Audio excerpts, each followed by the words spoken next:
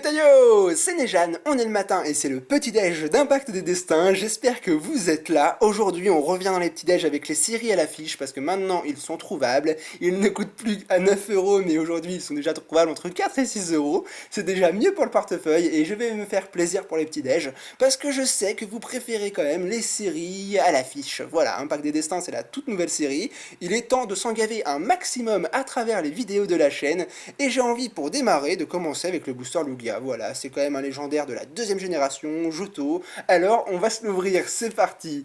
L'aliment du petit-déj aujourd'hui, ce sera le lait. Bon, j'en ai pas 30 000, je commence un peu à me recycler, mais il y a pas mal de polémiques sur le lait en train de se dire est-ce que c'est bon ou pas pour la sauter. Au début, on n'arrêtait pas de nous dire qu'il fallait en boire, et aujourd'hui, il y en a beaucoup qui disent que finalement, bah c'est pas si bon pour la santé. Moi, personnellement, j'aime bien le lait, ça donne quand même du calcium et c'est très très bon pour les os. Alors après, bon, j'ai jamais demandé à mes os s'ils se portaient bien, hein, je vous l'avoue. Mais bon, maintenant on change de sujet, j'ai ouvert le booster et on va plutôt passer à la découverte des cartes de la série. Alors voilà, le Lugia en or, pourquoi pas, j'aime pas trop les couleurs malheureusement, je trouve que le vert fait ressortir le doré du Lugia un peu en kaki, et je trouve ça dommage pour les couleurs. Dites-moi dans les commentaires ce que vous pensez de l'illustration du booster. Voici son dos, une réalité modifiée puis renouvelée, c'est un peu compliqué, je vous l'accorde, avec Alakazam qui a des pouvoirs psychiques, enfin l'histoire qu'on se trimballe depuis 2-3 séries là, avec Impulsion Turbo, Rupture Turbo et Impact des Destins, bah il y a apparemment deux mondes parallèles, enfin il y a une histoire très compliquée, je vous avoue que comparé à d'habitude, j'ai pas trop envie de m'y intéresser, mais concernant les cartes que comprend la série, là par contre, il y a quand même du très très très lourd. Allez, on va voir ça ensemble, on est parti, je fais une macro sur les cartes, voilà, et on démarre avec Otaria. Très bien. Ensuite, nous aurons un super Fennec qui est en train de faire une attaque, pas lance-flamme, je pense que lance-flamme c'est trop fort pour Fennec, mais peut-être une attaque flamèche. En tout cas, les couleurs sont parfaites. Scrutella, Oppermine, oui, parce que je me suis habitué à le dire comme ça, merci ma chérie. Ensuite, on continue avec Miaouz qui a l'air démoniaque, juste trop bien, ok super. On continuera avec une dresseur, le Jardin des Fées. Smogogo qui inspire le mal incarné, très bien.